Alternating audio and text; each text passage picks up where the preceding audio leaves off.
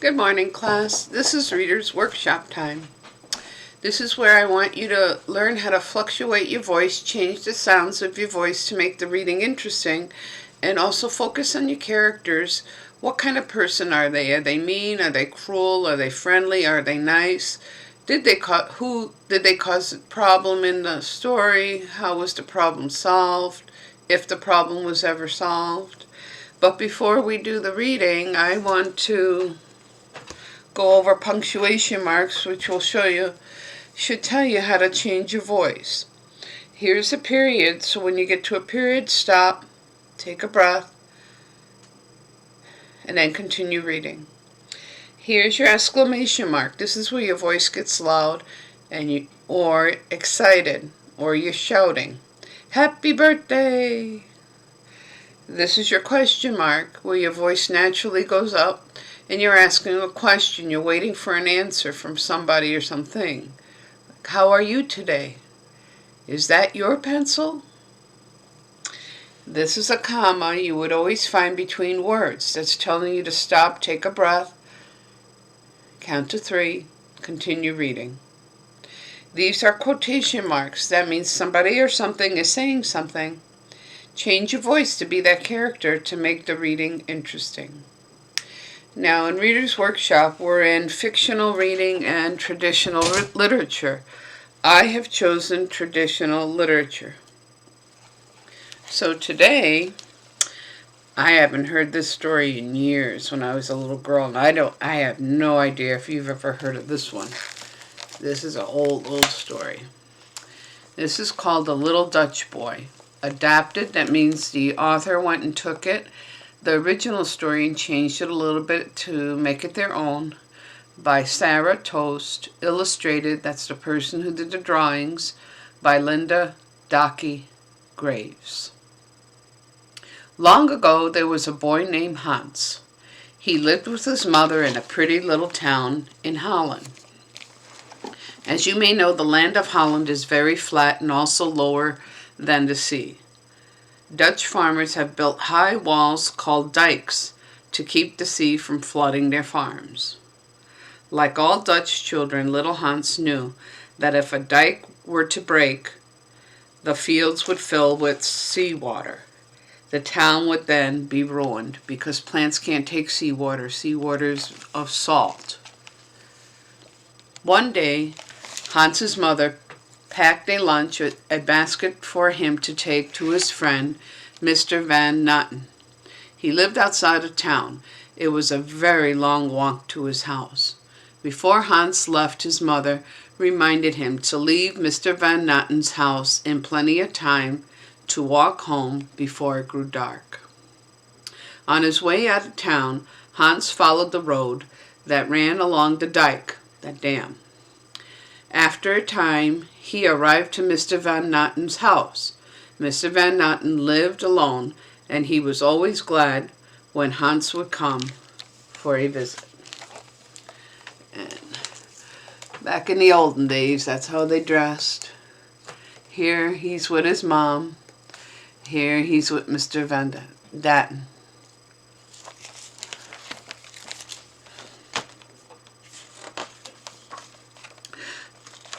Hans was very hungry after his long walk, so Mr. Van Natten made cocoa and set out the bread and cheese that Hans's mother had set. After their meal, the boy and the old man talked by the fire. When Mr. Van Natten's dog scratched at the door to be let in, Hans noticed that the sky had become dark and stormy. He knew he should leave before it began to rain. Although the boy walked quickly, he was not halfway home when the wind began to blow strong. A cold rain fell on Hans as he struggled against the wind. The weather made walking very difficult. Put one foot in front of the other, he told himself. You will be home soon. And the strong wind made the trees bend low, and it flattened the flowers to the ground. Hans was quite cold by now, and he had to hold on to his hat to keep it from blowing away. I hope Mother won't be upset when I arrive home so cold and wet and muddy, he thought. Hans kept his head down against the wind as he walked along the road. It was so dark that Hans did not know where he was until he lifted his head and saw the dike, the dam, in front of him. This meant he would be home very soon. Even though the rain drops, Hans noticed that something was wrong with the dike, with the dam. He could see a small hole in the wall, allowing a trickle of water to seep through. So there was a crack in the dike, in the dam. Here he is, walking home in the struggling wind and rain. And this one is where he sees the crack in the dike.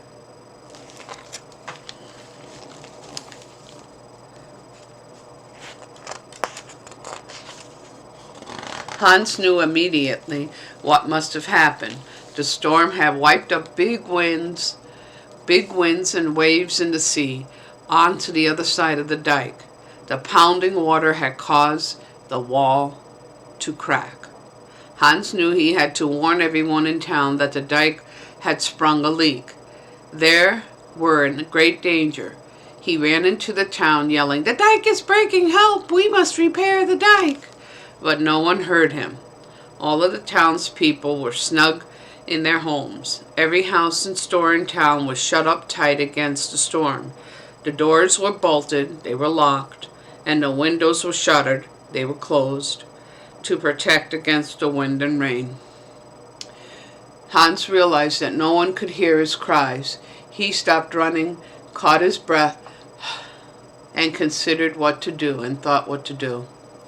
He knew his mother must be worried about him, but the hole in the dike was growing every minute.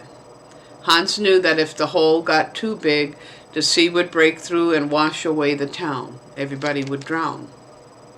As fast as he could, Hans ran back to the place where he had seen the water seeping through the dike. Just as he thought, the crack had grown bigger. Hans knew that the crack must be fixed right away. He could think of nothing else to do, so Hans balled up his fist, made a fist like that, and pushed it into the hole to stop the seawater from pouring through. So he was being a hero.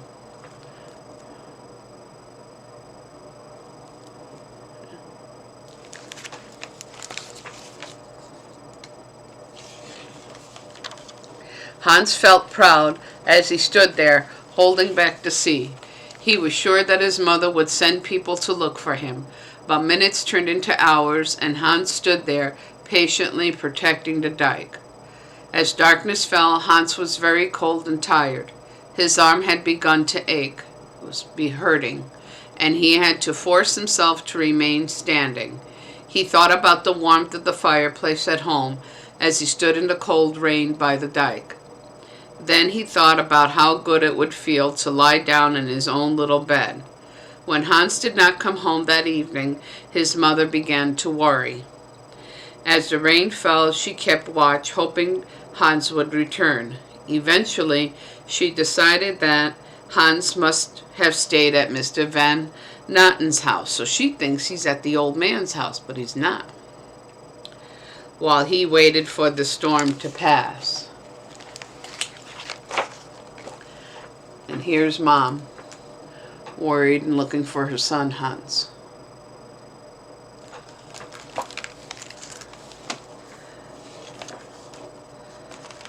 Early the next morning, Mr. Van Notten walked to Hans's home. He wanted to thank Hans for his visit yesterday and thank his mother for the tasty food. When he came upon Hans, the brave little boy was trembling with cold. Hans's arm hurt from the work of keeping his fist wedged inside the hole, and his legs were ready to collapse from standing all night. Still, Hans had to hold firm for just a little longer while Mr. Van Notten ran into town to alert the townspeople and to find some help. "Don't worry, Hans. Mr. Van Natten. I will be back as soon as I can. You are doing fine. Just hang on a little longer. Soon Mr. Van Natten returned with help. The townspeople began working to repair the dike as Mr. Van Natten wrapped Hans in blankets and carried him home to his mother. He put Hans to bed and gave him some warm broth, liquid soup, to drink. Then he rubbed his fingers and his stiff legs to warm him up. Word quickly spread through the town about how brave Hans had held back the sea all by himself. The townspeople were very curious. They were wondering. They went to the dike to see the hole that Hans had plugged. As soon as Hans was warm and felt strong enough, he and his mother took a trip to the dike to see the repairs that were being made. And here is Hans being rescued by Mr. Van Natten.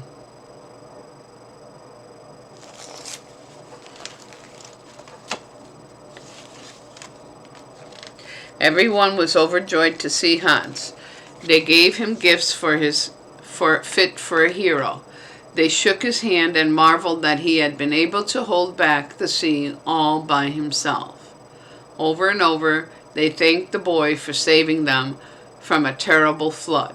Hans was very proud. He never imagined that he might one day save his town. His mother smiled down at him. She was very proud too. The town's mayor held a beautiful celebration, for Hans. He presented the boy with a medal in honor of the strength and courage he had shown in defense of grave danger. Everyone cheered loudly. They were also proud of young Hans. Years later, after Hans had grown into a man, people continued to call him the little boy with the big heart. To this day, he has not been forgotten. And here he is at the ceremony with the Medal of Honor given to him for his bravery. So, think of the character of Hans and Van Natten and Mother. What kind of people were they? What kind of people were the townspeople? And fluctuate your voice. And now this is your time for Reader's Workshop to read to someone. You have nobody to read to, then read out loud to yourself, play teacher, change your voice to the character that you're reading. Until next time, happy reading.